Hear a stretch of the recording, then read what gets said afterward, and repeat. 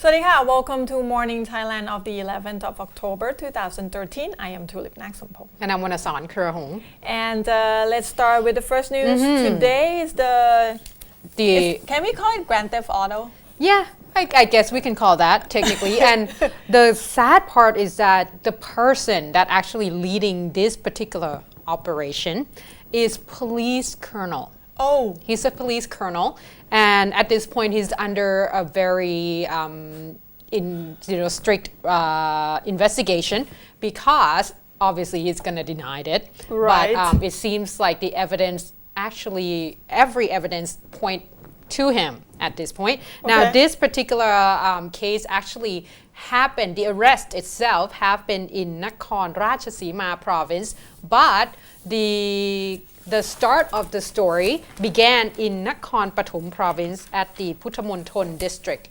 Now they say that there has been a report of auto theft, of course.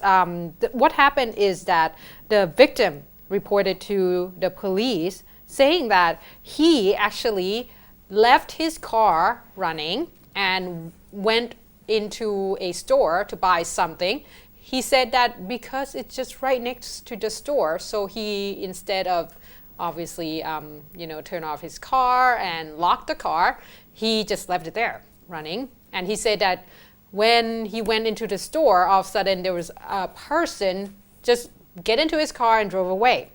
Okay. And obviously, that's created quite a bit of a problem. And this is since July, on the 30th of July.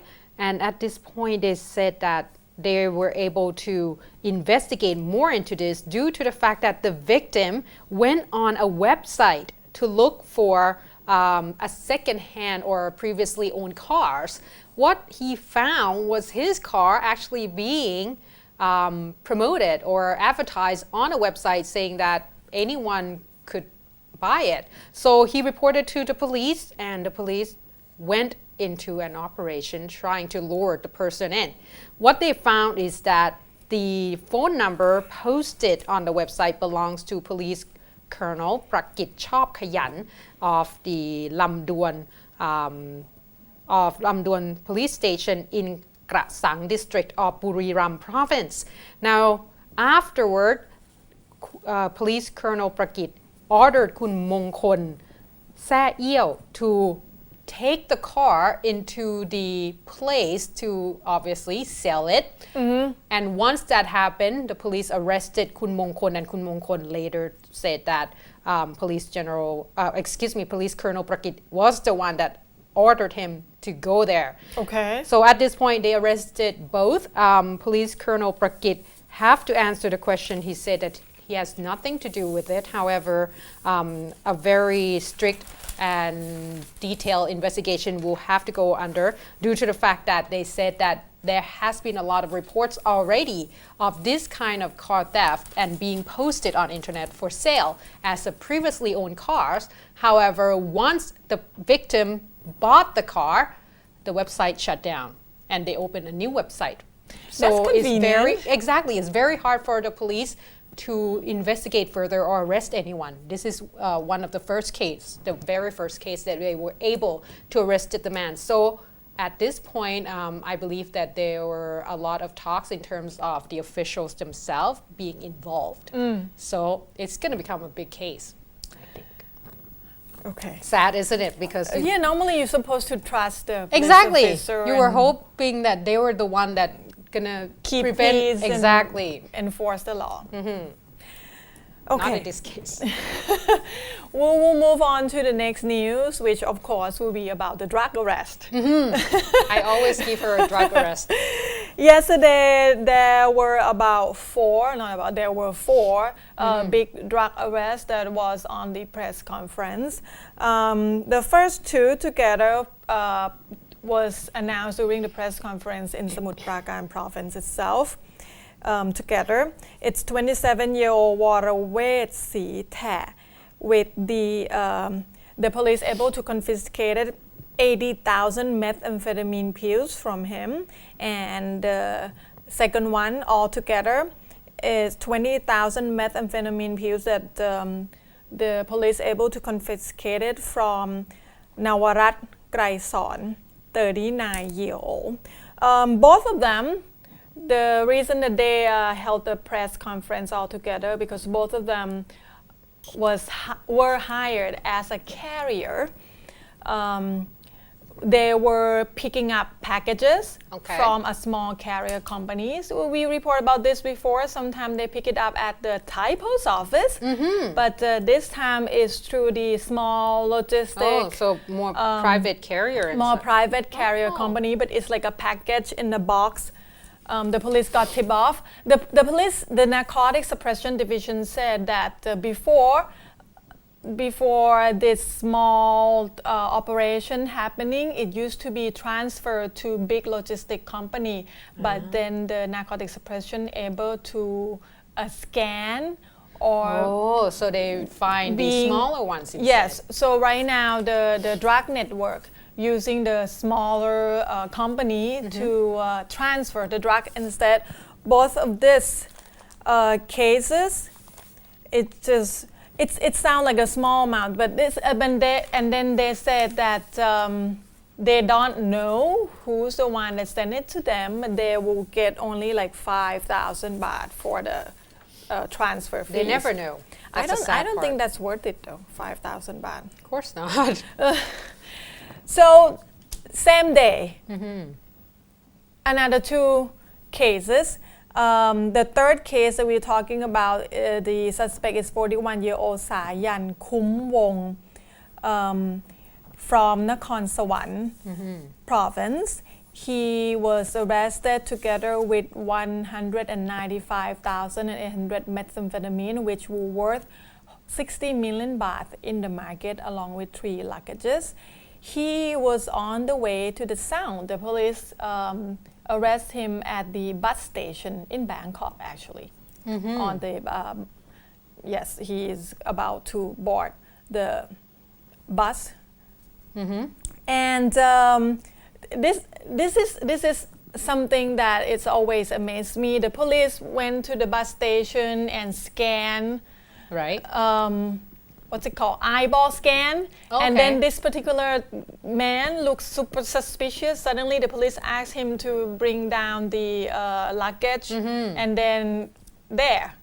100 and almost 200,000 methamphetamine pills. And the fourth case yesterday is actually at the checkpoint in Chumphon province.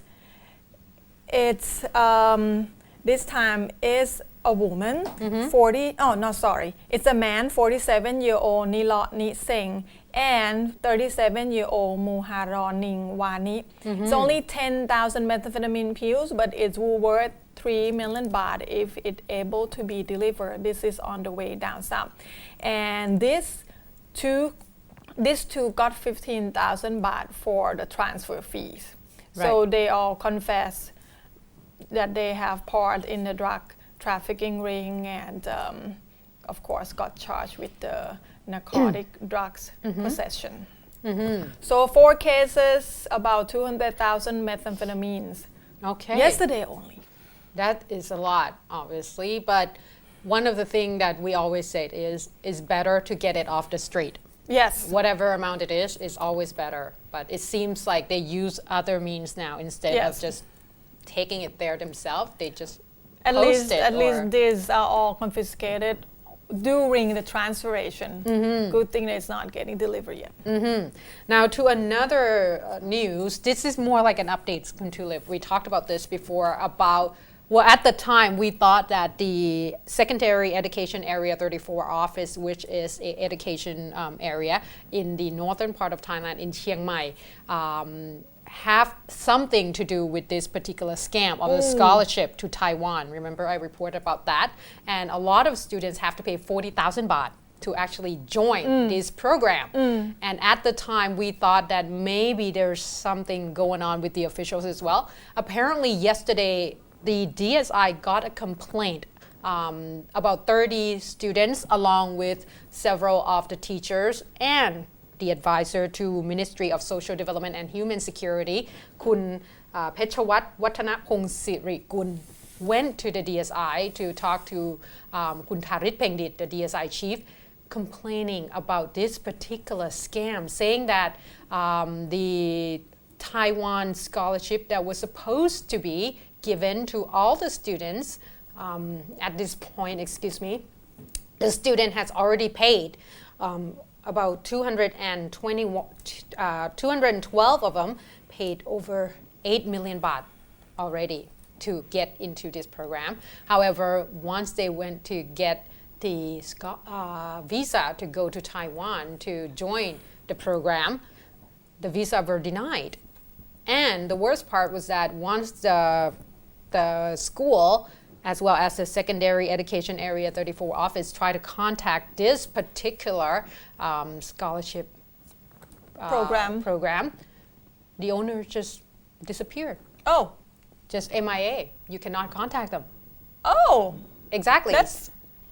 So at this point, it seems like this could be a scam. Right. Getting money from the students. Now, the DSI chief said that they would definitely look into it. However, whether or not the students will get the money back, that is another story due to the fact that this involves situation in Taiwan because the institution itself located in Taiwan. That means that it might not be not under DSI jurisdiction.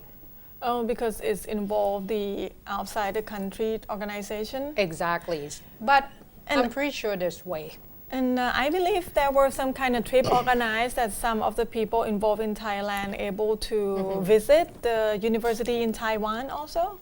They went already. The official went to take a look at 7 institutions in Taiwan. That's why they believe it's legit. Exactly. But afterward, like at this point, they cannot contact the person that running the program at all. And they say that a lot of students has already, these are grade 12 students. That means that they were supposed to be in university. And a lot of them has given up spot in the top ranked university right here in Thailand because they thought that they received a scholarship.